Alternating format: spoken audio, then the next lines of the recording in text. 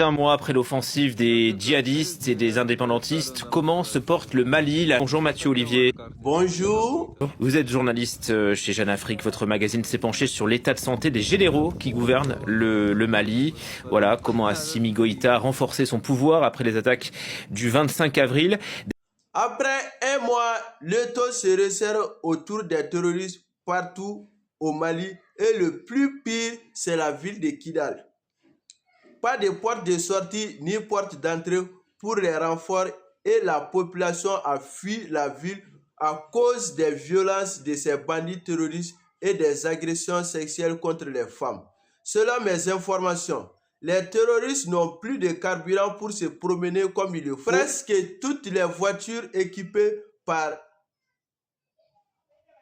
ces bandits ont été calcinées par les frappes des Fama et ses partenaires russes. 70% de la population de Kidal ont fui la ville pour rejoindre dans les villes là où il y a l'armée malienne. Côté blocus, c'est vrai que quelques camions ont été calcinés. À l'heure je vous parle, nous sommes le 22 mai 2026.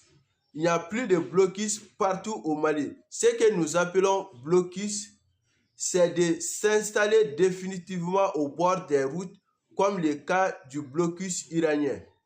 Les terroristes n'ont pas de capacité de faire face à face contre l'armée malienne. Ce qu'ils font, on appelle ça du banditisme. Deux personnes sortent dans la brousse et calcinent des voitures des innocents qui n'ont même pas de couteau ni armes et disparaissent après 5 minutes. On appelle ça du banditisme. Donc, les terroristes sont des bandits aussi.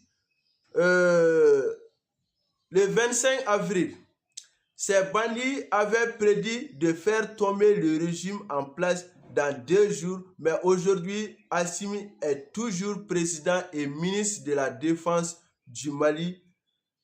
Plus de 2000 terroristes neutralisés au cours des opérations de ces 1 mois. Donc, on peut dire félicitations à l'armée malienne. Ils n'ont pas gaspillé de carburant comme il le faut pour aller chercher les terroristes dans les brousses. Merci infiniment Mathieu Olivier.